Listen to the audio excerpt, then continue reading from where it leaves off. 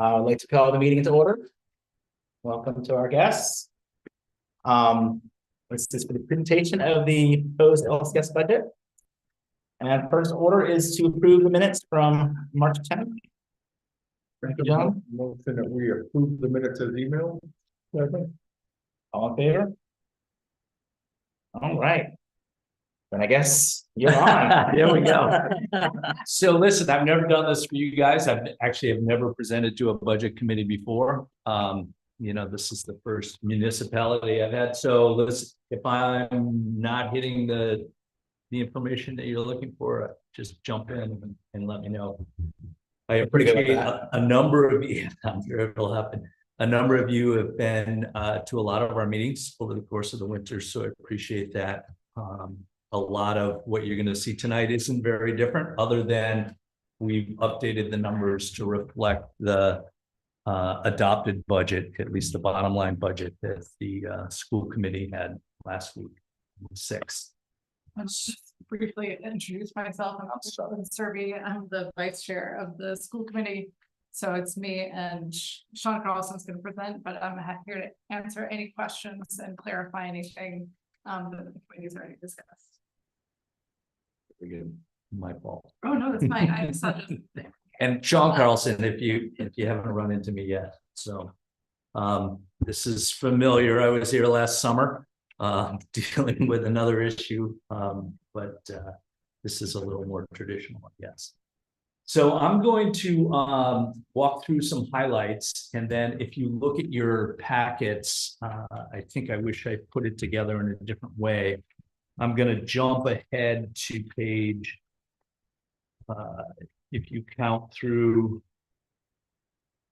I'm going to jump ahead to page 20 and then come back through the rest of the presentation. So page 20 looks like this. And what I'm going to do after I begin the presentation is I'm going to talk through those cost centers. Schools are obligated to report expenses by specific cost centers according to the accounting codes that schools have to follow. So those numbers represent the adopted budget from the school committee, and then I'm going to talk through why they've changed in the manner they have. But I'm going to give you an overview. Dave's computer is a little different from mine. Our expense budget this year is projected to decrease by approximately $52,000, or about 1%, after a lot of discussion with the school committee. The one item that's a difficult item, and I think it's true every year in the school committee's budget, is we can't anticipate every special needs child that might move into the district, and they tend to be, they can be expensive. We've accounted for the ones we know of that are here presently, or the ones that we are aware that are moving to the district, but that's always in flux. Oops.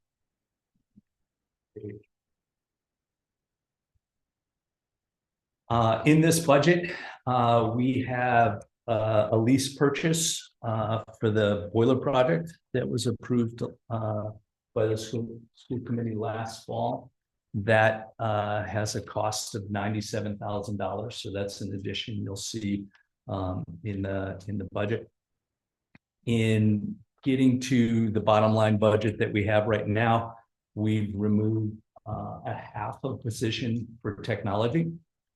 We've removed one social worker. We removed one ed tech. We've gone from 3 to 2 bus runs for the community, and we've made about $38,000 of non-personnel cuts. So those are supplies, books, furniture, those kinds of items, things that don't involve people. As you know, school budgets are primarily people-based. About 80% of the budget is employees.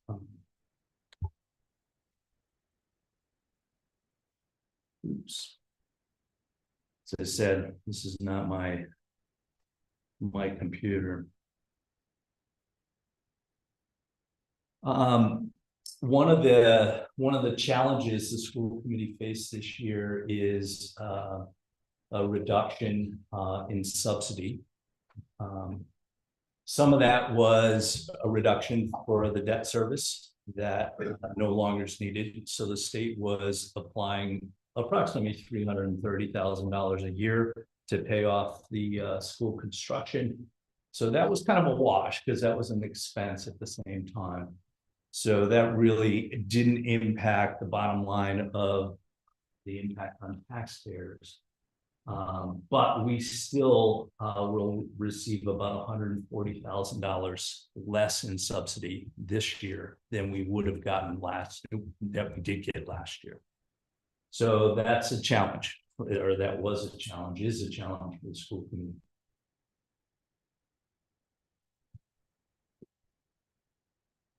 In addition to that, for you to receive the subsidy that we do get, the proportion that is, it's called the foundation allocation, that you have to contribute to the budget has gone up by $141,000. And then to balance the budget, in terms of revenues, the additional local amount in this proposed budget is $279,000. So about 140 of that is a reduction in subsidy. The rest of that difference really represents changes in expenses for the school community. So those numbers come out to be, right now, the charge I had was to come under 10%. As you can see, depending on where we round, we are at 9.99% in this proposed budget. And that's the impact for taxpayers. So the expense budget is down 1%. The taxpayer impact is up almost 10%. The numbers on the right-hand side here represent those numbers as I calculate them for our various revenue sources. The total budget that we're asking for is $5.276 million. The foundation allocation required of Lincolnville this year is $2.726. The subsidy that the state is providing is $646,000. So to balance that budget out to get to 5.2, the additional local is $1.9 million. The budget increase year over year in terms of expenses is the line between those is minus 9.8%. But as you can see, if we add up essentially the first two lines in that table, we have a taxpayer impact of $4.6 million, and that represents an increase of to taxpayers of about 9.9%.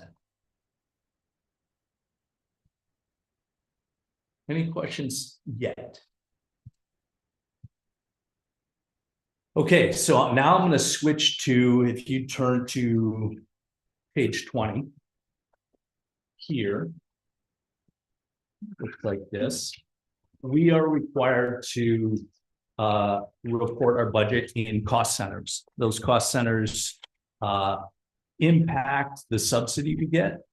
So we get different subsidy for general ed, special ed, additional student and staff support. And so our chart of accounts require us to identify those expenses in the right cost centers so that they all fold into the ED 279, which is the state's document that determines how much subsidy we get. What I'm going to do in a moment is I'm going to talk about each one of these cost centers and why they've gone up or down, the major drivers, if you will. What follows this is the detail that folds into all of those cost centers. What I've tried to do is give you or I want to give you an overview of those cost centers so that you don't have to wade through the detail itself. Most of that detail is, again, associated with personnel costs. And you'll see there's hundreds of lines, and even say that first cost center. And they're, everything from PMFL to our contributions to the main retirement system, to how much we have to pay for taxes. And so what I've tried to do is summarize those in the next few slides. I'm going to go back to the beginning of this. So that detail's there, and you're welcome to ask us questions about that. But in and of itself, I think it's a pretty difficult set of numbers to sort of parse through, if you will. So now I'm going to go back to the slides that are here after the budget history. So now I'm on page 8 in this document, and I'm sorry, I meant to print the page numbers for you.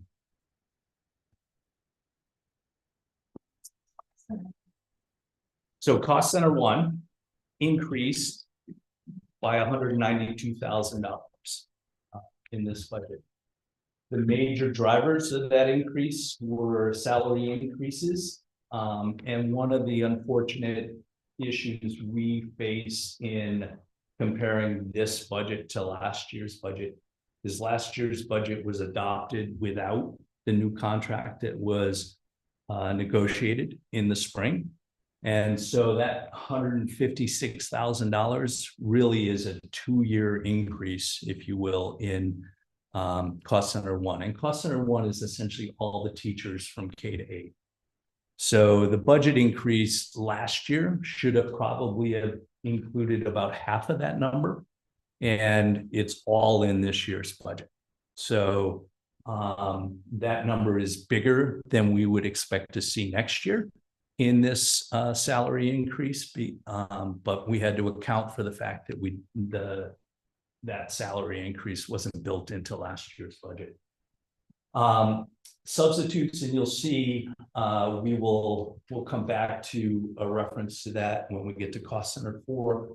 We have moved the costs for substitutes all out of this cost center and into the cost centers where people are using the subs.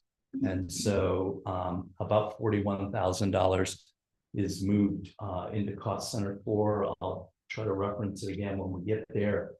And then we accounted for about a 10% increase in this budget. There's a contingency line in this budget that is already almost eaten up. We built this budget on a 10% increase in health insurance. We received word about a week ago that it's going to be 11.4%. So most of that contingency that is in this line will have to be redistributed into additional health insurance costs that aren't reflected in the detail you see here. Dues and fees went up for various programs or opportunities that staff are taking. Decreases in this cost center, we reduced the books and supplies and subscriptions by $882. And health insurance has gone down by $21,000, primarily due to either plan selection by staff. So some people have moved from, say, a family plan to a 2-person plan. And we moved one ed tech's health insurance out of this cost center into cost center 2. Those 5 items, 6 items there account for about $191,000 of the $192,000 increase here. When I report to you salaries in these cost centers, it's not just the salary line that you'll find in that cost center, but it's all of those additional costs that go into the employment of a number of a person. So you can go through those lines. You'll see most of those lines are things like SUTA, health insurance, or not health insurance, but paying their retirement and those types of things. John? Question on the salary increase of 156,000. You said that's covering last year and this year because last year's budget didn't include it. But you had to pay the salaries last year, so where'd you get the money? We That you have to we reimburse had a now. number of ed tech positions that we didn't fill. throughout the year. Okay. And so we have removed, of the ed techs that were in the budget last year, we have removed 3 of them. So we're not counting on using, those unfilled positions again to deal with overages. But, we've put a budget here for you guys, whether this is what's finally approved by the community, there's very little wiggle room. I insisted that put this contingency in, it's almost already gone. We built this budget from the ground up. So we looked at every line, we said, last year we spent this, we don't need to budget as we did last year. And so some of those ed tech positions are some of the places that we made up the difference. Okay. Yeah, just a little anecdote. Yesterday, 2 little boys came to my door collecting to help the schools. I said, "What's this for?" It said, "Books and supplies." So I don't know if you know anything about it. That's Amy Peterson's voice, by the way. So they're out trying to raise money. Great boys, lovely neighbors to have, but the PTO is fundraising this year for books and supplies. Because we did freeze those cost centers because both of this error in salary. And because of the known audit issues, we decided we needed to kind of freeze funding on anything that wasn't essential. Now some of these things are debatably essential, so the PTO is picking up the slack on that this year. Okay. I'm not quite following where the salary number. If a portion of that is related to pay that we didn't pay last year because we didn't have to, why are we? Well, we had to, that's the problem. We didn't budget. But So imagine this, you going into last year, we said this employee is gonna cost us $10. We negotiated a contract that said they're actually gonna earn 12. We didn't put the 12 in the budget. No, we have but to you make didn't up- pay, anybody because those positions weren't there. Well, that's how we made up the difference Right, for so the if teachers. it's that- been made up, it's already been made up, why are we accounting for it again?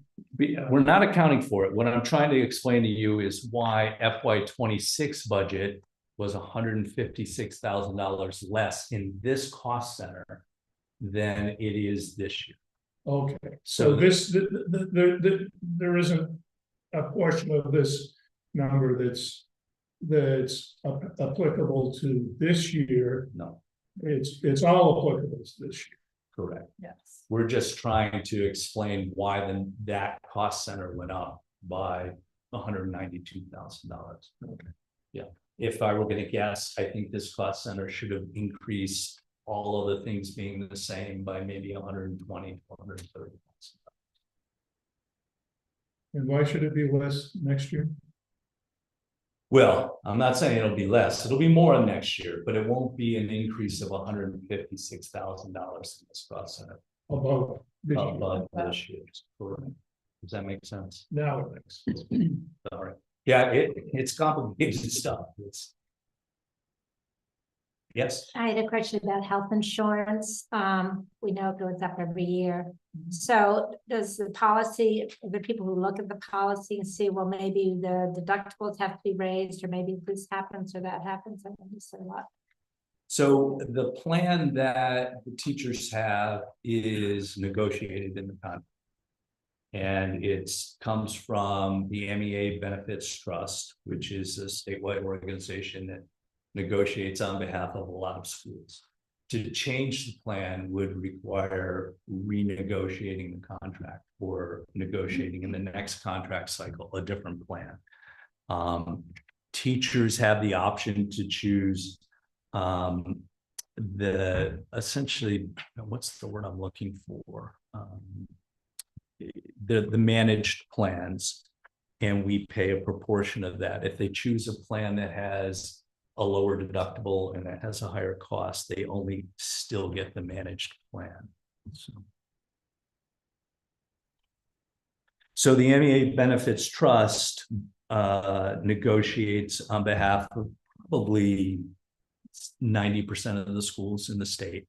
And because it's a large conglomerate, they're able to buy down the cost of insurance. Lincolnville is a big enough school that their rate is also dependent upon usage. Not unlike, you know, if you have an accident with your car insurance rates go up. It's similar, unfortunately, for this community, that if we have a higher usage of the health insurance than they projected, then we get a higher rate. And this year, we projected at 10%, we came in at 11.4%. But it's impossible to know exactly, you know, where those numbers came from. Thank you.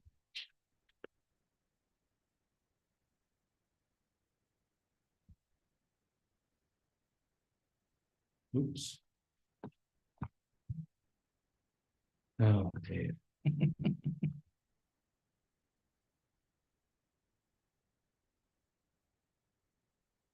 So cost center 2 is special education. Oops. I apologize. I'm usually pretty facile with the computer. Yeah, but this is the second of the 2 slides. I'm gonna go back one more. There's 2 slides here.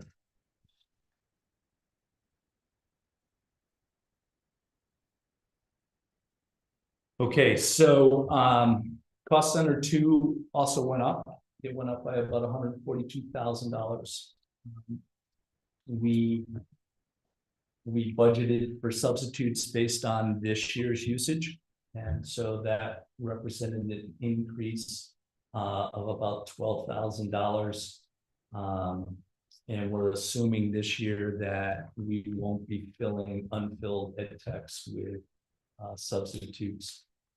The big number driving this cost center is out-of-district tuition, which represents $274,000 for special purpose schools or students who are going to another district who has a program that addresses their needs. That number represents 3 students. It's a big number.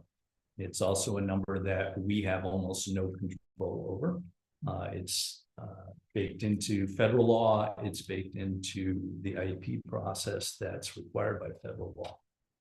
Seed costs are the amounts that we pay for contracted services for those 3 students. So they involve PT, OT, speech, and psychological services. Traditionally, those numbers are not traditionally. The state is billed by the district that's providing those services, and then it comes off of our subsidy. So the subsidy number that we talked about earlier will be decreased over the course of the year as these services are billed. And it's done that way because it's much easier for a district to bill the state pays, then the state just takes it out of the next check they send our way. Traditionally, from what I can see in our budgets, we really haven't accounted for those costs. And we felt it was appropriate to include those here because they're just coming off the revenue that's coming into our district. Supplies went up in this cost center by about $2,000. Yep, and on the out of district tuition, that, you know, it's close to $100,000 per student just for tuition. Isn't that more than college? It is. Do you ever question that? I mean, do you understand why it's so much, or is somebody just taking advantage? And I don't think anybody's taking advantage. These are pretty traditional costs across the state. Special purpose schools provide a lot of support to students who have significant needs. And their numbers, they're vetted by the state. They can't overcharge us per se for what it is. But that's the going rate, about $120,000 a student. And it's not the only number. We'll come back to it when we get to transportation, because then we have to move these students from Lincolnville to that special purpose school. So you'll see that the number is actually more than $120,000 per student on average. So out in the broader world of education, is there any controversy over spending this much money on a single student? What, does it really pay off? What do all the what's society gain from that? You can't just keep paying and paying and paying. It's a bigger question than I have control over. What I would say is that there's a commitment that communities and society make to try to educate all students to achieve as much as they possibly can. And for some students, that requires a lot more resources than an average student does. And so that's where this law at the federal level comes from. It's what drives the costs that are being charged to districts across the state. Is it working? I mean, I want everybody to know how to read and do math. You know, Do they- that's a hard question for me to answer. I don't have an answer. Yeah, I think it's also a little beyond, because it's not something I have any control over. Mhm. I could talk to you more, I have some experience with these schools, but generally you're looking, they have more staff than students in these schools. That's right. Really Absolutely. Heavily staffed, a lot of professionals. Yeah. What are the schools? Where are they? Yeah, that's a good question. I can look up some and get them to you. You know, Sweetser runs some. We have some in the Camden Rockport area. What's the name of the school? Atlantic Academy. So these schools exist around the state. And when a student is determined to have needs that we can't meet in-house, and we certainly look every year, can we provide what they need at a cost that's less than we're going to be charged? And I think we do a pretty good job of trying to maximize that. But then we go out to these schools and we don't bid it. It's not a bid process, but we get, some schools don't have room, some schools do. Sometimes a cheaper school might be so far away that it's not, it's just cost prohibitive, both for transportation and for putting a kid on a bus for 2 or 2.5 hours. Hey, thank you. So out of district is, if we had a student identified with needs that would need to go out of district at the grade school level, they end up navigating through the system and end up going to the high school. Are we on the hook? And they go to our high school, and our high school, our Camden Hills, can't accommodate the needs. Are we, as the town where they live, on the hook to pay for another out of district, or is that You the pay, district? you pay the proportion of the CSD's costs, whatever that is. So yeah, you're paying part of it, but you're now sharing it with the 5 towns. Thank you. I have probably a couple of questions. If I remember correctly from last year, we had 5 students that were out of district. Okay. Are these 3 students that are represented in this document current students, or are they forecasted students? Okay, and I think you said at the beginning we were carrying 4 forecasted students that may come in, or we don't have a plan for that? No, what I said at the beginning was, we don't know. We could have a student move in next month, this summer, midway through next year, who then has some of these kinds of costs. It's what I raised it because it represents the biggest impact on the budget. Should we incur another student at this kind of rate, there's very little room in this budget to, accept it. So it's just one of, we're not gonna over budget for the potential. Although I'm gonna talk to you a little bit about how we think we might try in the future to deal with those. But currently, this budget represents only kids that are in our district. And do we know what the figure was? And I can look through the back here, what we allocated last year for this line for the students that were out of district? It'll be in the detail. Okay. So I will, if you go into this. I will get a magnifying glass, look at that. My other question is, do Yeah, I know we it. have out of district students that attend our school? Right now, we do not have any tuition students coming into our school. Okay. Right.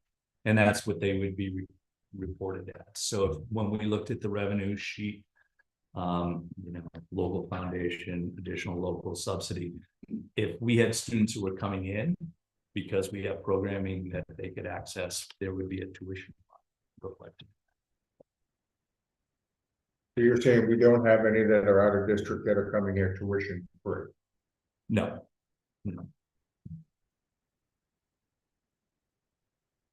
Okay, keep going.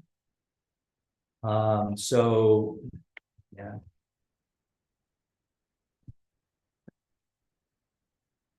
This frustrates me. I like to be confident. So the previous slide identified the increases in this cost center. We have some decreases in this cost center. As I noted earlier, we've removed 3 ed techs. The educational technicians in this district are all in special ed except for our pre-K program, which depending on numbers requires a teacher and an ed tech. Because we've removed 3 ed techs from this budget, our health insurance costs have gone down by $54,000. We reduced the PD requested in this line by $2,800. Contracted services are, as I noted, PT, OT, speech, psychological services that special ed students get. We have tightened up over the course of this year the billing for those to reflect only what's required in the IEP. So an IEP might say a student gets 3 hours of speech work a week. We've made sure that those numbers are what we're budgeting for, and that those are the numbers that the contracted service providers are billing us for. And we've reduced the legal fee line by about $7,000 based on the average for the last 2 years. I think it's a reflection on Mary Kay to have kept us out of any kind of litigation. And so we'll assume it's going to continue that way. The 2 slides that we've gone through account for essentially all of the change in this cost. So my goal in doing it this way is to keep from going line by line through the detail and going, why did I go up 2% for $1,000? And try to hit the big items that account for most of the change. Sean? Yeah. The 3 ed techs, are those current employees who will not be? No. It's empty spots. 2 of them were. Actually, all 3 of them were, well, the 3rd one I'm not sure of, but 2 of them were definitely, we couldn't fill last year. Okay. And that's how we made up the salary difference that somebody had a question about earlier. Because we didn't hire, we had extra money that we could move into cost center 1 to cover the difference in what we didn't budget. So, and this year we've decided there's a 3rd that we don't need. Okay, and what's PD? PD is professional development for staff. Yeah, sorry. It's easy to speak and forget that we're not all up to speed. Any other questions? Cost center 4 is other instruction. Primarily, this is extracurriculars and co-curriculars. So it's a relatively small line in the budget. It's gone down by $2,100. We we saw some increases because we weren't accounting for what we pay teachers to chaperone events, whether it's dances or, a weekend trip or something. We've also removed the unfilled stipends from last year's budget. And so that's part of the cuts that we made to hit the target that the school committee had asked us. So overall, that was an increase of $500. We've decreased supplies based on what was actually requested this year in FY26. And I'm sorry, we increased supplies based on what was requested. And then we moved about $3,100 out of this cost center into appropriate cost centers. So some of those represent, they'll show up in this next cost center, some of them will show up in our maintenance lines. Those changes in this cost center account for essentially all of the changes that were presented in this budget. When you say a decrease, it's really not a decrease, it's just moved into a different category. Correct, but I was very careful if it went up in another category to identify where it's gone up. Right, and so there is the rub, right? I mean, we can compare cost centers. The overall budget may or may not reflect what an individual cost center changed by. Right? And cost center 3 is Cost center 4, yeah. no, there was no 3. I'm Yeah, just 3 questioning is what it is. for technical education. So if we had high school students, we would be paying to send kids to get those. Perfect. Yep. It'll show up in the warrants and it'll show up as a requested amount of $0. We have to include it in the warrants. We don't have to include it in our Cool. budget.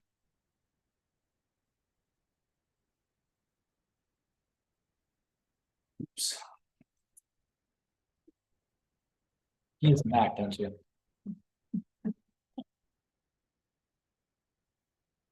Let's make sure we've got, yeah. Okay, so cost center 5 is student and staff support. So this includes services like guidance, technology, the social worker position we talked about earlier, and some of the other costs that are associated with that. So there were some increases in this cost center. The stipend contracts for all of the things that teachers do outside of the normal day.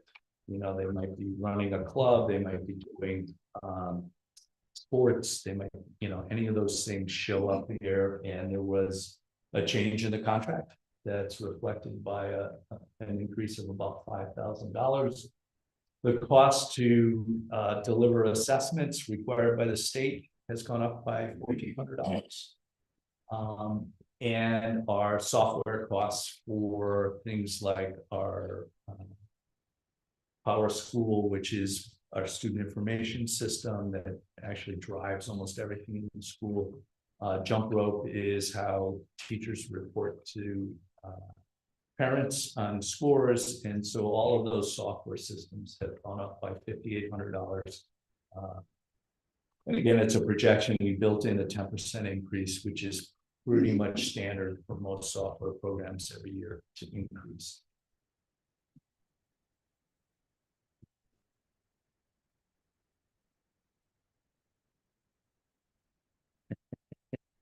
Does that have up, down, left, right? No, I don't. I know, maybe I should have you running it.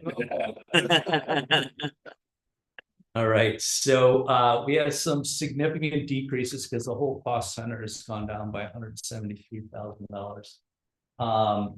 We eliminated half an ed tech position, or no, I'm sorry, half of the technology position. So that was a full-time position in the past. And we've eliminated the social workers position. That's had a savings of $144,000. The insurance changes because of that represent about $13,000. We have cut replacement of laptops in the school for next year. We feel like we can get one more year out of the devices that are there. So that saves us about $9,500. And we made a pretty significant cut to the professional development and training that we had offered in FY26. Much of that represents course requests from teachers. So it's built into their contract, but it requires superintendent approval. And we felt like this was one of those areas, given the budget issues that we're facing this year, that we needed to postpone. Those numbers, these two slides account for essentially the whole change in this particular cost center. Was the elimination of the ed tech position? No, it's a technology integrator position. Oh, but that was because we started sharing with another district. Is that what we did? We had a retirement. Okay. So the positions that we've eliminated to get to the number we have will not impact anybody who's currently on staff. And so we felt like we could move part of what this position is into the library position to deliver the sort of technology education that was a part of it. We're holding on to half of that position to essentially run the systems in the school, update the laptops, keep things running. Schools are, despite what I'm showing you, fairly well integrated with technology. So we need somebody who can manage those systems. So there's still half of the salary remains. line item Correct. for this position that we're giving the librarian. No, we're taking Hiring someone the else. half that we cut away represents about the time that was spent delivering essentially content to kids about, best use practices, helping kids understand how to use their devices, or how to understand, some of the challenges that we're all facing, in the real world. Those curriculum elements are going to be moved into the librarian's position. Okay. And the social worker position elimination was because we did not hire one, and we're not planning to hire one. We had a resignation. We had a social. So, okay. Yeah. This was the first year we had one, and I think she started in November. Correct. So this was our first year, and it was wonderful, but yes, we're trying to slim down. Was a big sticking point last year. Yeah, it's, Yes. I was just curious if that money, we didn't plan on having this social worker on it last year. And I assume it was planned for this year as well. If they're not here now, we're still having to pay that money. Where is that money being absorbed? Like if he didn't stay, she don't stay half the year here, she's here. Okay, so. But it's still in the budget at this time. It's not. what I'm saying is we've removed it from the budget for next year.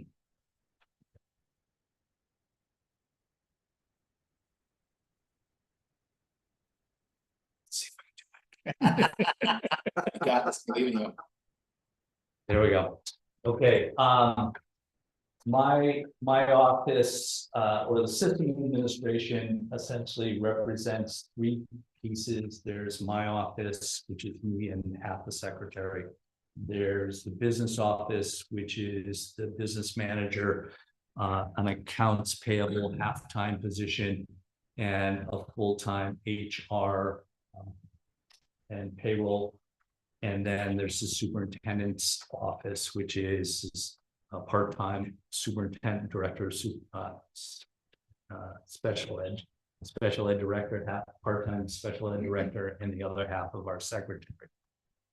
My office represent an increase of about $5,000, which is a COLA increase for myself and for my secretary. The business office last spring, we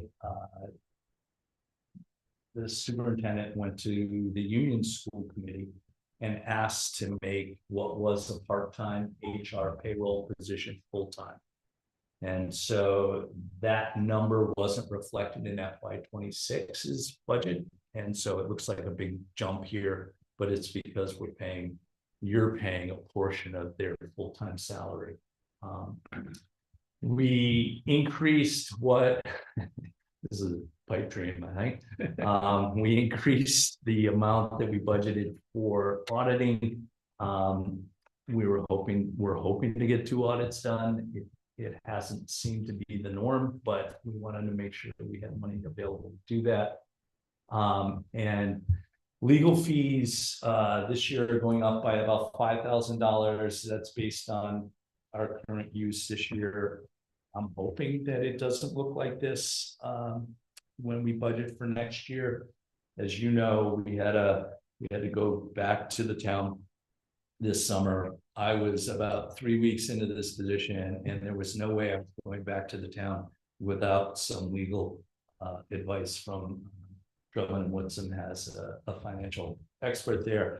Anyway, that drives some of that cost. My hope is that we won't be spending that much this year, but I will tell you that when you see the warrant that comes to you at your next meeting, that will have been vetted by this same gentleman. It won't be a $5,000 cost, but I am not gonna let us make the same mistake that was made a year ago. So that if we get to the end of this process and we have a budget that's approved, we're gonna be done, at least until next spring. It's my hope. Those numbers account for about $42,000.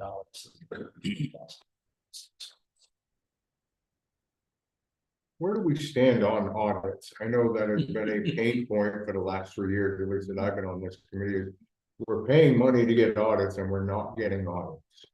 Well, I think you paid for the one audit you got, but what happened, as I understand it, and again, coming out of COVID, there was an inability, I think primarily the business office in the school, to get the data that was needed to keep current.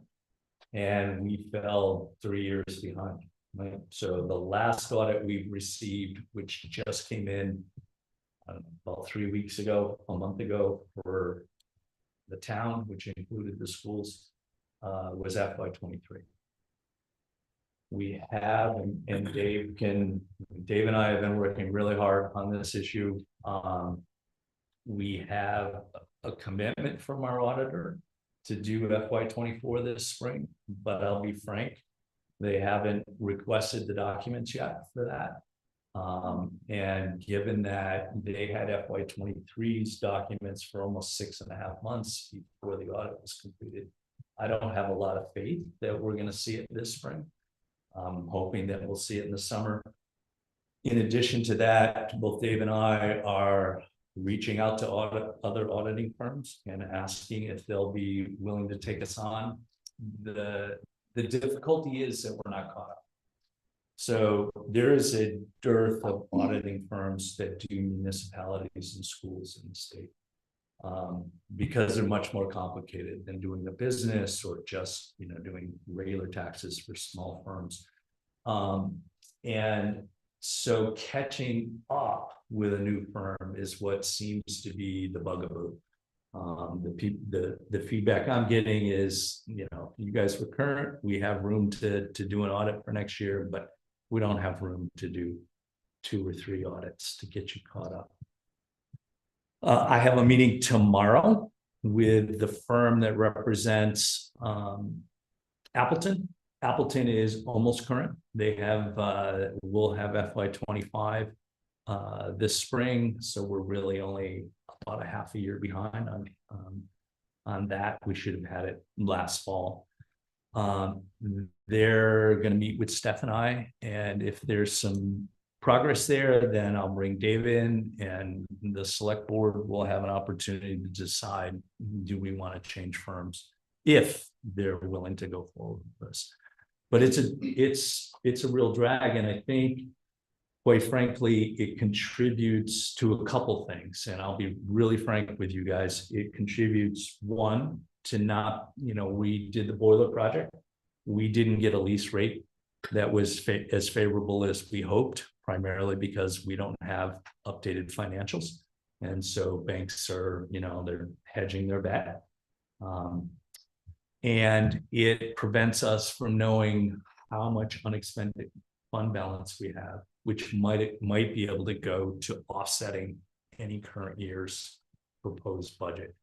And because we don't have updated audits, we don't know where we stand and whether there's, $50,000, $100,000 or whatever of unexpended fund balance that we could apply to the revenue side of this budget.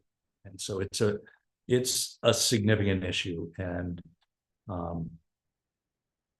if I'd known when I came here where things stood that way, I would have thought twice a little bit, because it really is, it's a valuable tool for schools and towns.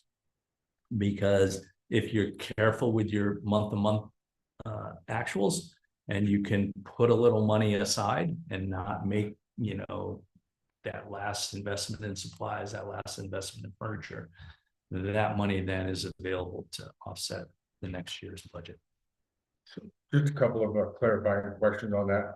I know the answer, but I'm assuming you can't do 2026 until you have 2024, 2025. So are we paying the 10,500 as a placeholder because we're paying for an audit we know they can't do? It'll be for 2024 and 2025. So we're budgeting for 2 audits to get us closer to being up to date. By next fall, we should have FY 26s. So, every fall we fall another year behind. What we need is a firm that can do 2 audits in a season, right? In a fiscal year, that gets us closer to being up to date. And right now we're getting 1 a year from what I can see. But we don't pay until the audit is complete. Correct.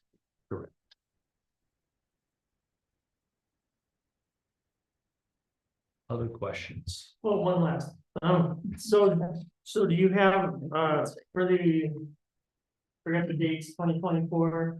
2023, we have. 23 is done. Yeah. But 24 is next, so do you have all the documents? We're ready to go. I see. They are. Okay, yeah. Yeah.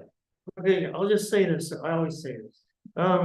So these AI programs, I'm just talking to Gemini right now, and I said, could you do an audit? I said, well, I can't do legal things, but I can help you organize things. I can try to find discrepancies and write a report, and here's all the documents you have to throw at me, and I'll do optical character recognition, I'll read everything.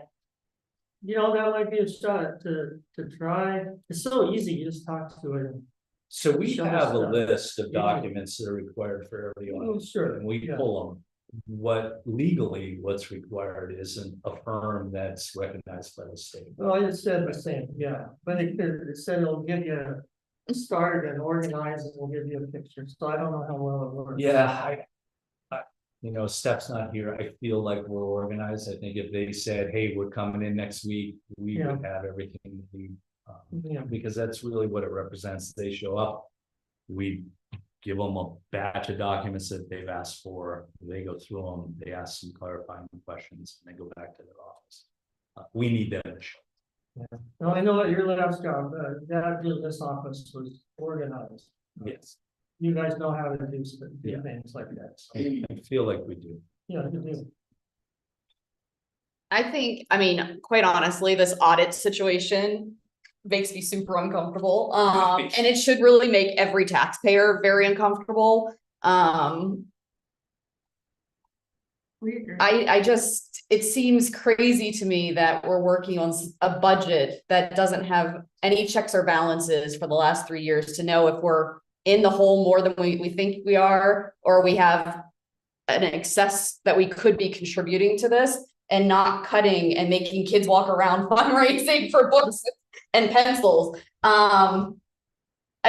It seems to me like there should be an opportunity somehow to raise a red flag and say, hey, we need Mayday, we need help right now. Cause on top of it, we're saying that things are costing us more because we don't have financial documents to show that we're on the ready. Right. I couldn't agree with you more. And in the position I'm in, I've reached out to 15 firms this year, trying to find somebody to take us on. So This is sort of a statewide issue, though. I think it's a statewide issue. Schools and We're not, this town, the union itself is not unique in having this problem. There's just not enough auditors who will do town and school audits. What was the results from the 2023 audit? Were So we the audit- positive or negative? They were negative. They were FY 23's school budget was overexpended, and I don't have the number in front of me. I'd say it was overexpended, my recollection, by about $115,000. I have reached out to Drummond and Whitson, same gentleman who does all the financial stuff there. We will meet with the select board, the school board, the auditor, and Greg Eames from Drummond and Whitson in May to talk about, okay,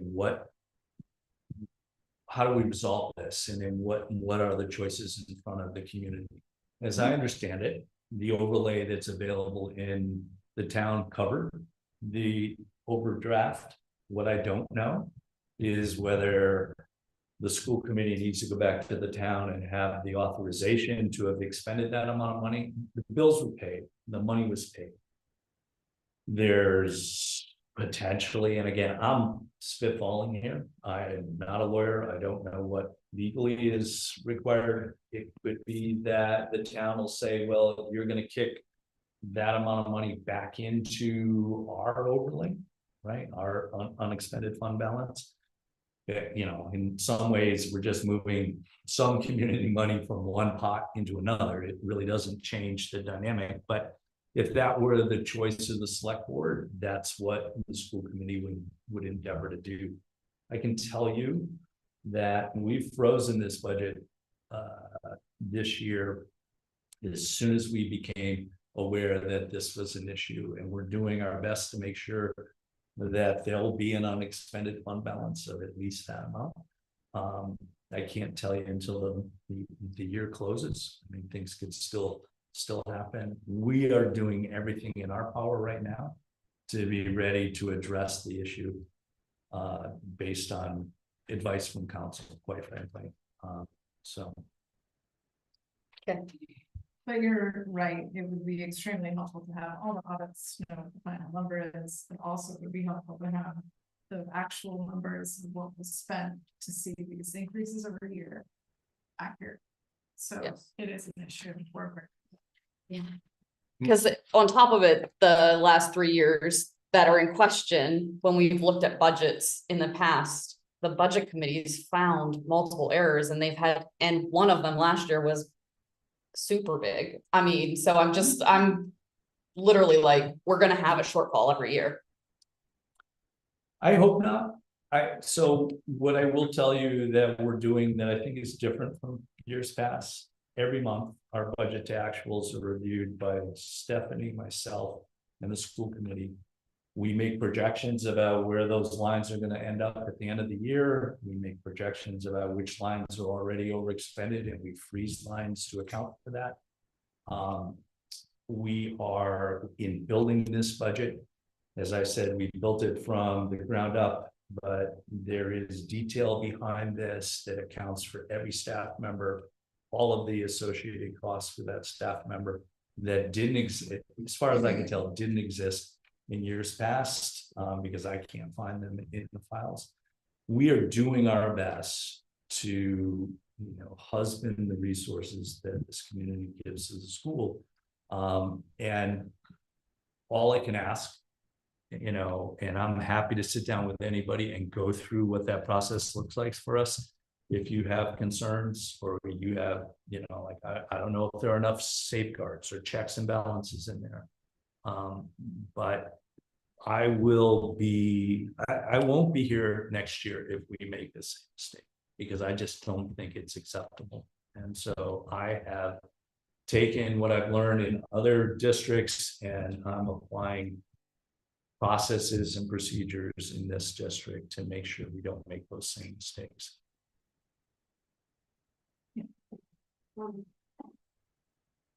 I'm sitting here trying to understand all of this, and as a taxpayer, and a lot of people in this town that I've talked to, it's making things harder and harder for us taxpayers to trust the process.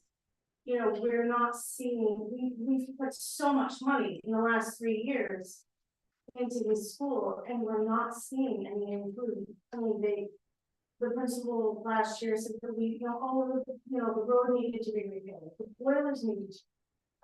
They needed this, they needed that, and in the long run, none of that has been done. The school is, we don't see that the school is being taken care of. Building wise, everything else, but we're seeing the teachers getting salary raises, and now our children are paying for that. They're getting less and less in their education. So I hope, you know, that's coming into consideration, because that's making it really hard for all of us who want to pay taxes, because we're not seeing anything happening. You know? So I understand the sentiment, the general sentiment. I would tell you that there were improvements made to the school this year. Boilers were replaced. There was a hard choice made by the school committee not to do some of the other things that were proposed last year, like repaving, you know, the driveway and some of the HVAC work that was proposed. But we are making those improvements. We have a capital plan for what we perceive to be a roof replacement in 3 or 4 years. And so we are beginning to think about how do we tuck money away to make sure that we're in a position to take care of this. But that being said, the fact that there are cuts in this budget that impact kids, they're real. And, you know, it's unfortunate. Well, and also, I think our students. So this is Ann, she's also on the school committee. Scores statewide, they are among the top student scores in the state. So I have not seen any evidence across the board that our students are suffering from these budgets. But I really.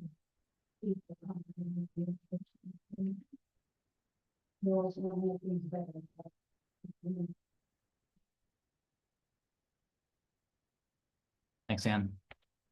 We ready to move on? Sorry, one Real more, quick. and it could be useful.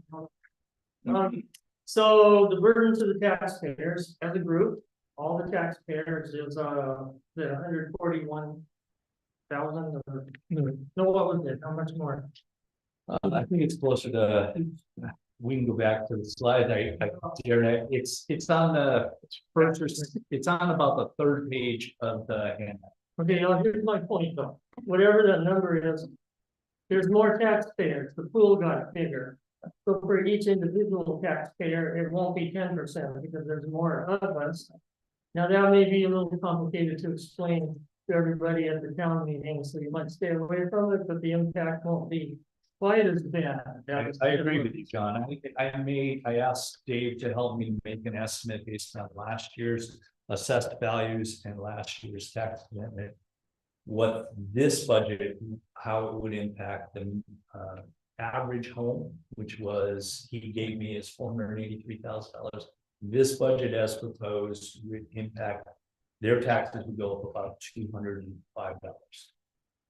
It's in a presentation I gave the school committee last April 6th. Now, that said, that's last year's assessed value. That doesn't include any changes in the town commitment, doesn't include any changes in the county commitment. So it's not likely that that's, but that's based on last year's rates about what this budget would impact the average home. And it worked out to be, I'm gonna say about $40 for $100,000 of assessment. Okay. You're absolutely right. I mean, and that's the problem with these numbers. The number itself is big, $400,000 increase in the budget or whatever to taxpayers. Or a 10% increase, but everybody's tax bill doesn't go up 10%. That also being said, I also know in this community, there was a reevaluation, people's concerns about that and how that'll impact their review, right? You know, this is not unique to Lincolnville either. This is a crisis in Maine. We don't have a model that bases how we pay for services, whether it's town services, county services, school services, that really reflects the average homeowner's salary, right? Their income, right? We have a system that's based on the value of your property. And, you know, it would be like paying taxes based on your 501, you know, K. If it goes up, all of a sudden you're paying more taxes. That doesn't mean you really can, right? And so the system is broken, quite frankly. And there's a bill in the legislature right now that looks to build a subsidy formula around not only assessed value in communities, but median income of the taxpayers in that community.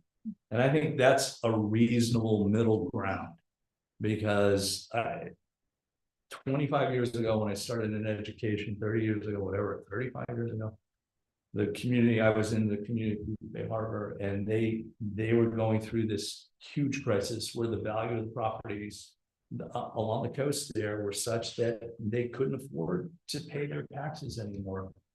And yeah, the property was worth a lot, but they weren't making any more every year. And we've got to find in our state a way to bring that more into alignment. And, you know, I'm not the only one who needs to be harping on that. But we need our communities to be talking to our representatives and talking to the city and saying, this is not sustainable. Because, you know, you'll see it if you read the newspapers. This is happening across the state. Communities like Portland and South Portland and Lewiston, they're losing hundreds of positions across those three towns because they can't make this calculus work. So that being said, doesn't change the bottom line for you guys, right? You guys have an obligation to meet the taxpayers where they're at. And the school is doing its best to meet the students where they're at, and keep in mind that we need to meet the taxpayers where they're at too. Yeah. Okay, perfect. Here we go. School administration. This is essentially the principal's office went up by $9,000. 5,400 of that were a 3% COLA increase for the employees in this cost center. Health insurance, we projected is going up by $4,100. We projected 10%. It's 11.4. That'll come out of the budget that we adopted out of that contingency line I talked about.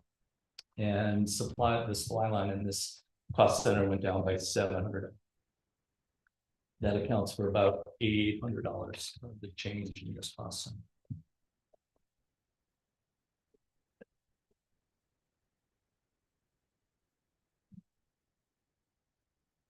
Transportation. So back in cost center 2, we talked about special ed.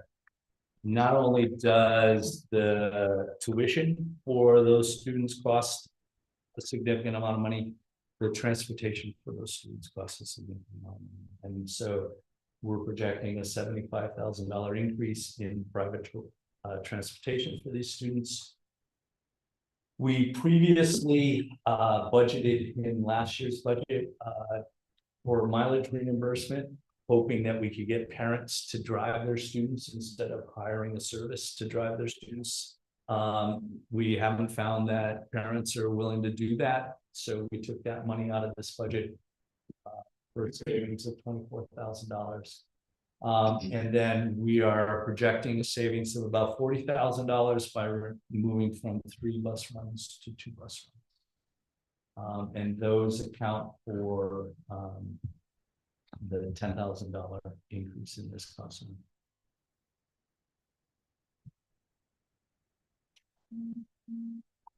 2 in a row. Facilities maintenance is going down by about $40,000. There are some increases in this cost center. Salaries are going up $15,000. Half of one of the positions in last year's budget wasn't budgeted for. So that number doesn't represent just COLA increases, it represents half of the night times maintenance person's salary. Health insurance, again, we projected at 10%, it's going up by $1,000. In the past, we haven't budgeted for substitutes in this line, but this year we had a long-term absence for one of our maintenance employees. And so we budgeted $2,200 based on this year's costs. Contracted services are going up $23,000. Most of that represents an inflation. And so that's everything from elevators being inspected to any of the other inspections that are going on. If you look in this cost center, there's a couple of lines there that identify every item there's in the contracted services. And we are projecting only about a $900 increase for utilities and fuel. And that reflects the fact that propane, which is what our new boilers use, is cheaper than fuel oil, even though fuel oil is right now significantly higher than what we've seen in years past. Let me see if we've got another slide here. Yeah, and then last year the school committee budgeted $82,000 in an attempt to, in case the boiler project got started in FY26. We took that money out of this year's request because it did get started. And so overall, those items account for why this is down by $40,000. So is I feel like we talk about the boiler a lot. Is the boiler fixed or not? It's fixed. And there's no, I'm confused based on a slide I saw earlier. Oh, okay. There is a I will cost. wait. It's a 10-year. Yeah.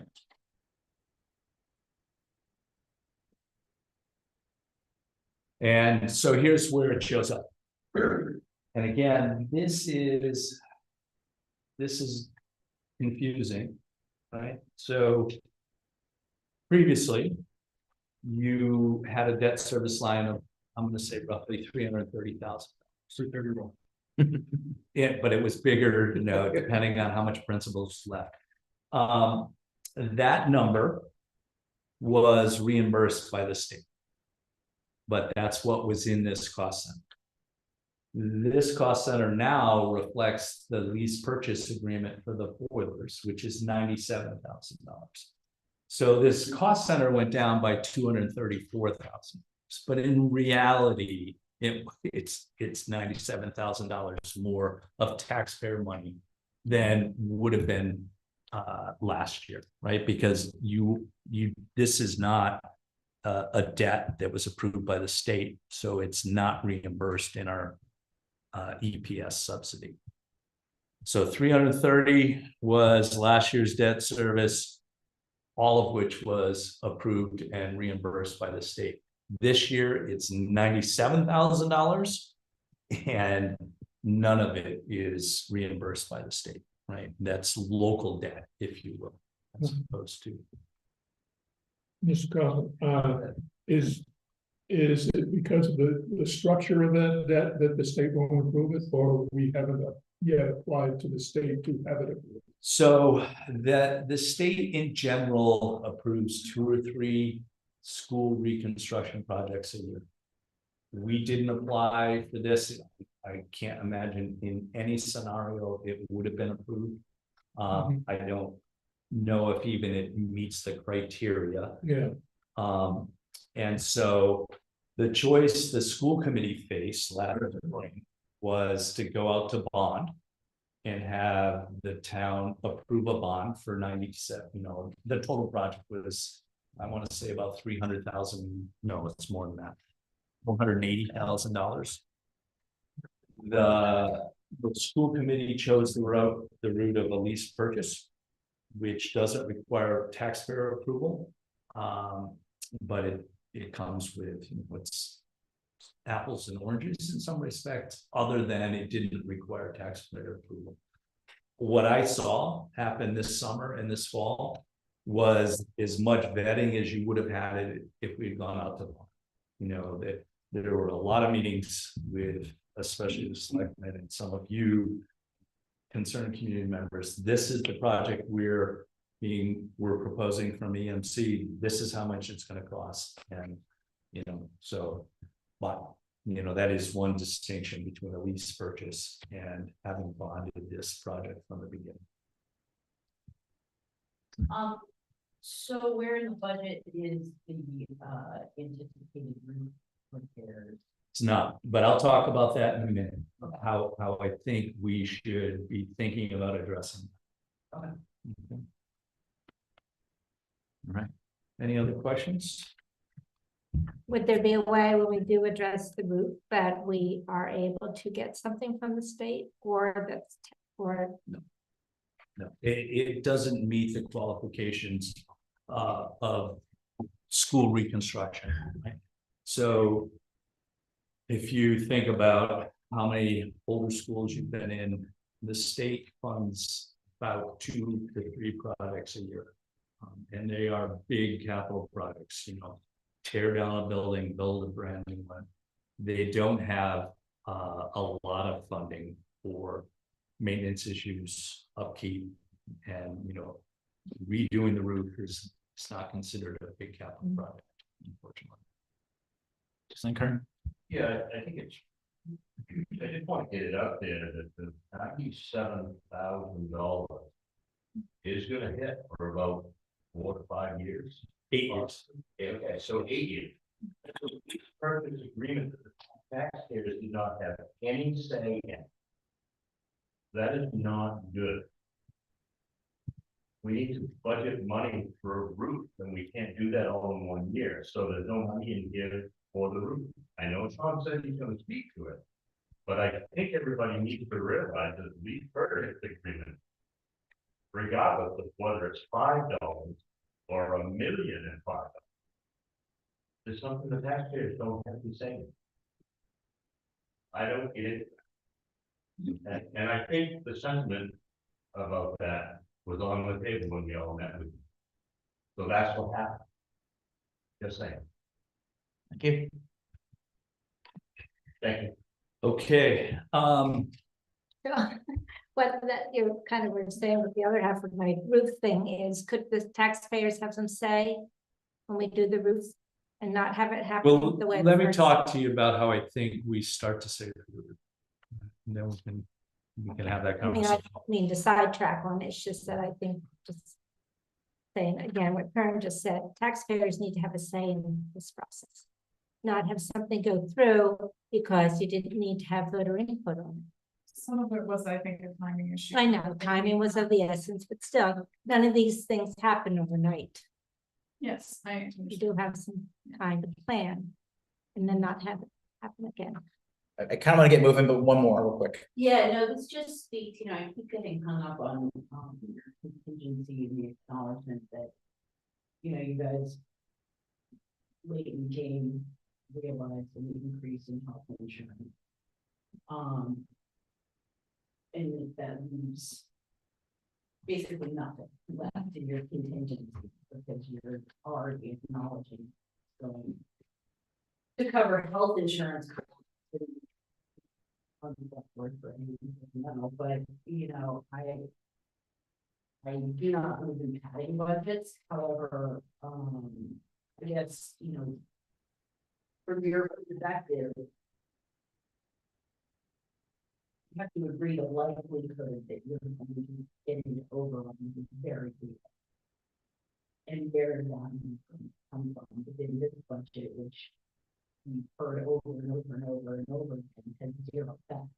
So I think you can all acknowledge that you're going to have over. You know, transportation, fuel, I mean, the world is. Volatile right now, you know, and so, yeah, where are those overruns going to come from? So there are three paths for me as the superintendent. One is to freeze discretionary spending. Two is to cut somebody in the middle of the year. Three is to come back to the taxpayers and say, we did our best. We built you a budget that didn't ask for a penny more than we needed. And now we've got this unexpected cost. And so depending on the size of that cost, I'm not sure what the school committee would choose to do, but those are the only options available. I will not overexpend the budget, you know, and I hope that our procedures and our accounting along the way allows us to see if we're heading towards a fiscal cliff, but you know, there is not, and you know, I'll be completely transparent with all of you. I could have built a budget that had some monies tucked in, and I'm sure if I talked to my colleagues who are superintendents around the state, they would have been like, yeah, you probably should have put 10,000 in health insurance and 10,000 here. And that's maybe a rookie mistake. And I may regret it next year if we're in this position. But I also feel like I wanted to be completely transparent. This is what we think it's going to take to run a school. And I'll be completely transparent if it wasn't enough. Like, you know, we did our best, but this is where we're at. That's how I see it. I also think, I think that you're right. None of us are really comfortable with not having this wiggle room. But I also think that there is quite a bit of sacrifice within this plan. And I think the feeling is if we can manage this budget tightly and maintain it, it's worth keeping that extra teaching position than anticipating, you know, trying to anticipate. I think that's true for this year. I think in a big picture way, we have some thinking to do about how to create a budget that does have a bigger contingency. But in terms of this year, I think the feeling was we're already losing positions and programming that is going to impact students. And this is just not a year where that's going to be palatable. And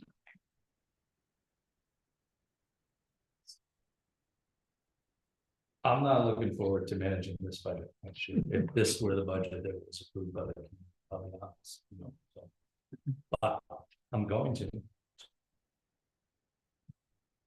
Do we get to? Oh, we've got one last slide here.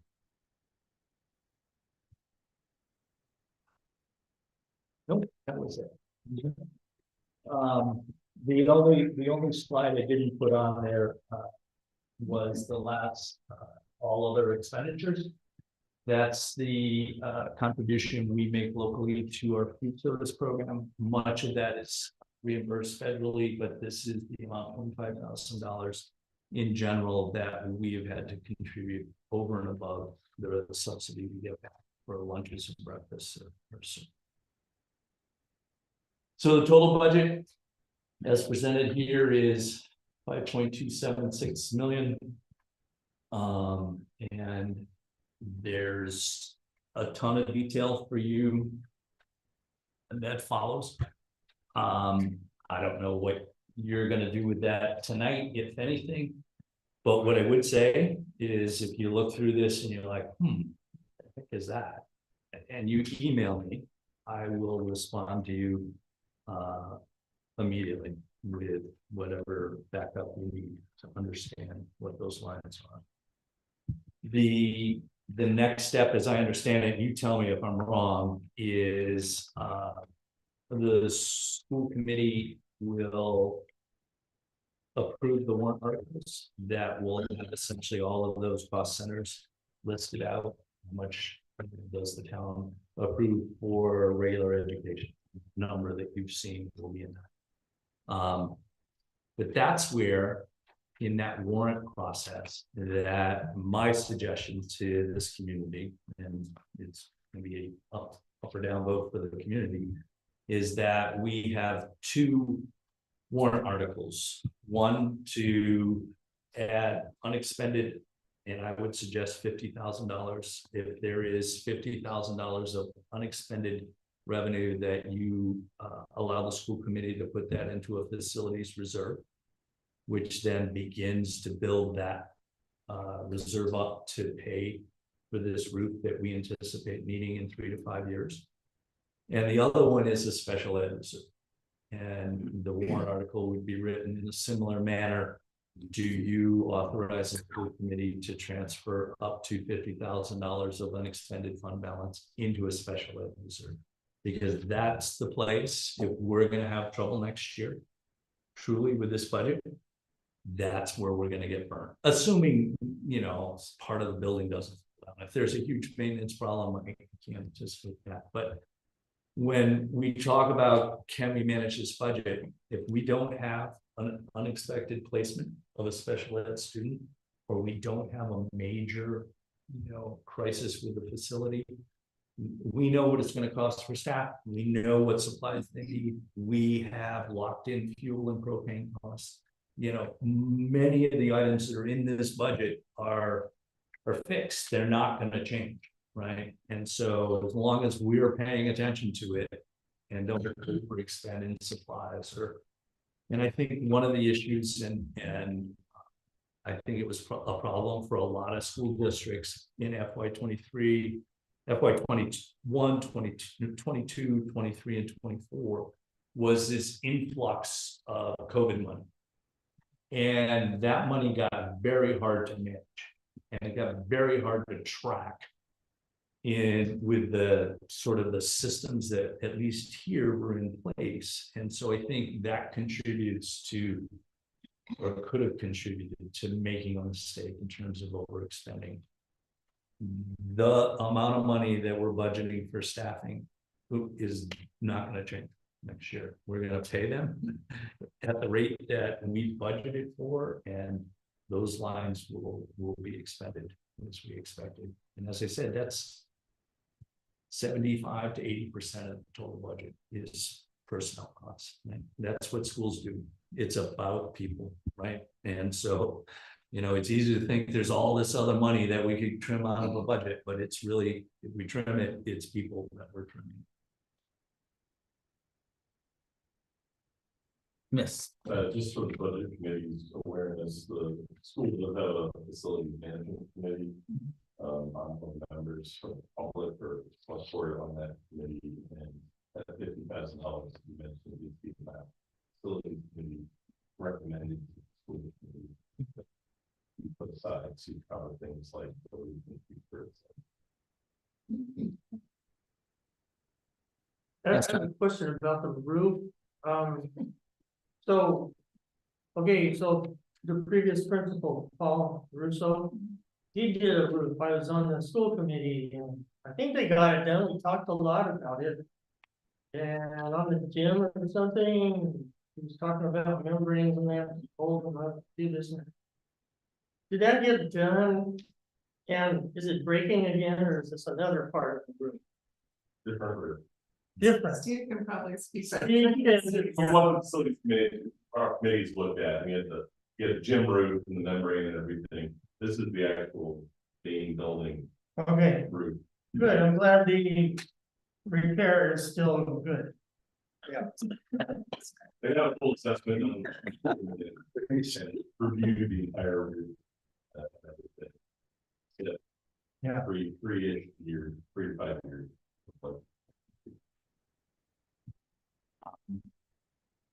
Really appreciate Sean, the work you put in the school board. I also really strongly recommend, you know, people in the public too. Your school members are easily reachable, and they're really good. And obviously, you know, Mr. Carlson as well. But I think you got 5 school board members. Reach out to them.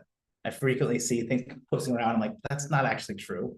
But, you know, again, it's a small town, we get rumors sometimes, and I think that it's, you know, reach out, ask questions, and ask tough questions. I really appreciate, I think everyone here appreciates tough questions and ideas of what we can do, because this is a town issue. I mean, this is huge, and certainly we want our kids to get the best education they can, but we also I don't know how expensive it is to live in this town, and I ain't making a whole lot more money. So just a thought. I think it's really easy to also point fingers and accuse things, and I think that's how we gotta figure out a way to kind of work together. Respond as much as we can and disagree respectfully. Well, to that point, I will say, I appreciate the kid gloves that I got from the questions here. I mean, I didn't know what to expect, so. I You left all the vegetables I feel like I can go home and go to sleep. But I will say, I am happy to answer questions. I am happy to sit down with somebody and talk through the complexities of some of this. Or if there are suggestions, whether it's from the budget committee or the selectmen, about, you know, this is what the community needs for a forum or a, you know, I just, again, I'm new here in these communities. I don't know the issues as well as I may in a year or two, but I am happy to work on your behalf. And I do feel like I'm working on behalf of this community. You know, I am the only employee of the school. Everybody else works for me. And so their charge is my job. So, you know, you just need to let me know or them know, like, we need this from our superintendent. I am happy to try to move that. I have a longer range question. I've asked it before. So the 5-town CSD, I think that's really well run. And has anybody ever sat down and looked at the numbers and say, if we just merge this school into the 5 towns, because we're one of the 5 towns, as the taxpayer, can they save money? So I will tell you that Maria has done that work. She has never felt like it was beneficial to the communities that she represents, Camden and Rockport, to merge their K buildings. Having said that, I think the calculus is changing. You know, for a long time, Camden Rockport had overabundance of students. They didn't have the room to accept other students. And if you're paying attention to what's going on in their elementary school, they are losing students every year. Their enrollment is dropping. It's going to work its way all the way through their middle school. That's a factor that may change the new superintendent's calculus about, is there a value to that? Having said all that, it's a very long and complicated process to merge, you know, to take one school unit and change it with others. That also said, and I've said this in the school committee, so I'll say it here, the only way you are going to significantly change costs is to get bigger. You can't run even half a comprehensive school in the sizes that these 3 towns in the union represent. But that, with that comes all kinds of potential difficult questions for communities to answer, because to get bigger means forming an SAD or an RSU, which also means you don't have the same load. Think about the control you have in the CSD vis-a-vis here, right? And that's why this focus gets put on this budget, because you literally decide this budget. You are a small fraction of the voting populace that decides the CSD budget. And so the real efficiencies are in getting bigger, but with that is loss of control. And if you look at what's going on in SAD 40, which is the Madomic system, they're closing elementary schools to save money. They'll save their taxpayers money, but there are community members who are really struggling with those decisions. It's happening in South Portland. It's You know, and so there are a series of conversations I think these three union towns have to have over the coming years to think about what do they really value? You know, is it having their own local school with the associated costs? Or looking for ways to significantly reduce the cost to taxpayers, but losing that, potentially losing that local school. Because that's a reality. I think once you enter a different school organizational structure. It's a big, we've got family members in the Liberty Mountain District. Higher towns, so very. Yeah. You're in, your kids are in the bus for 2 hours a day, regularly. And then I sat in with Maria Liddy when she presented the budgets a few weeks ago. They're forecasting decrease from, it went from 750 to 700 students for the high school, and now they're projecting 5 years. My one concern, you know, at the 50,000 foot mark here is, the increase in the budget year over year. I mean, if you actually look at what's being expended over the last 3 years, we're approaching $1 million increase. That's not small change, and yeah, maybe $240 a year in your taxes and 240 more the next year, and 200. It's going to get to a point where we're going to be locked into having to make a decision, and I hope we don't get to that point. That would be my comment. I mean, I know it's expensive. I know we're doing what we can, but it's outpacing our ability sometimes to pay for this. I would agree. I completely get it. One of the things, Kirsten, maybe you want to speak to this, that Kirsten and I have been talking about is, I think it's time for this community to have a strategic plan. And to take a year to decide what direction they want to be moving in over the next 5 years. And that process has to be all encompassing, from, you know, all of the elected boards and appointed boards to the community, to parents, to teachers, so that we all have tried to establish a vision of where we want to be in 5 years. And that may be we're moving in a direction away from a local school. It may be we're looking at a very different organizational structure in the school. But I think that's the only way to build consensus, so that when we get to a budget year that's difficult, people can at least feel like I had to say a year ago when this strategic plan was built, that this was important enough to me as a trade-off, or it's something we wanted to aim for. And so I think we're serious about doing that as a school. Yeah.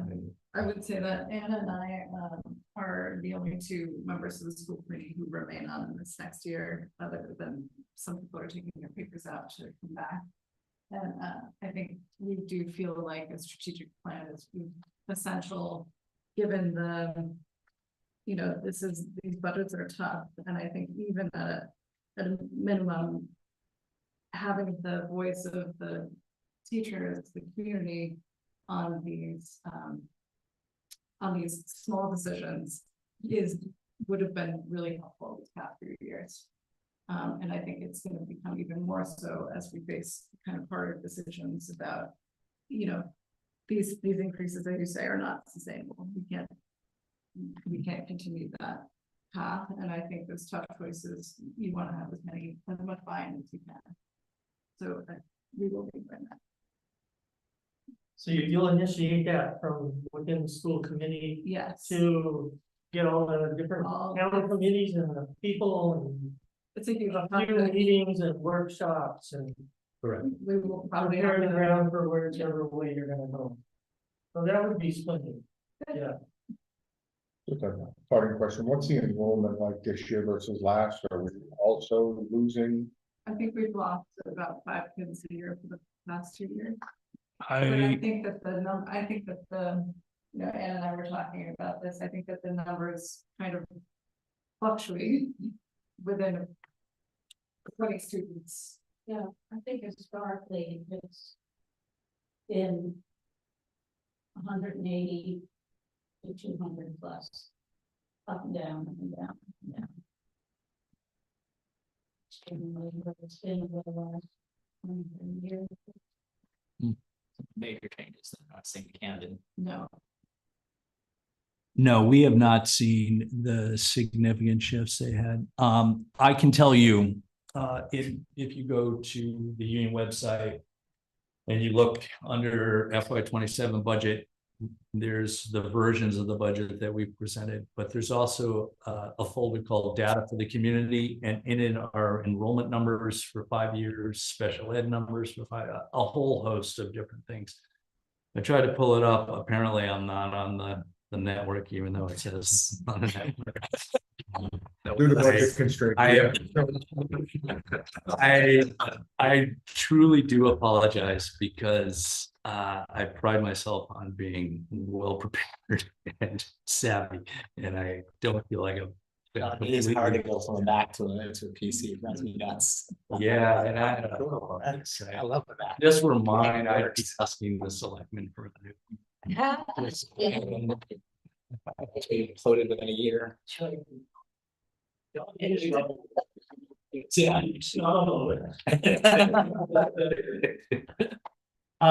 have other final thoughts? Questions? All right, well, I will accept the motion. I will make a motion that we adjourn. Yes, second. All in favor? Peace out. Thank Thank you, guys. Thank you very much. Technically, I can go down a little bit.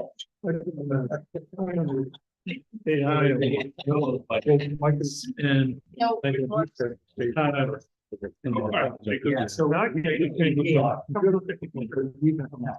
so I was surprised. But That was something different. I also.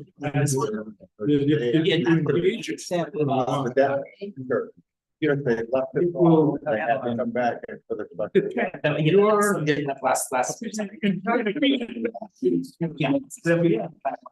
And not only that. It has built rise. It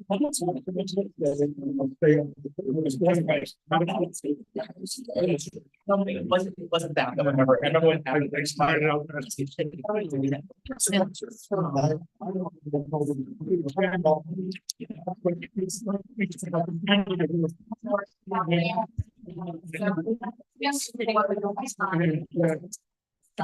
Ultimately, like that.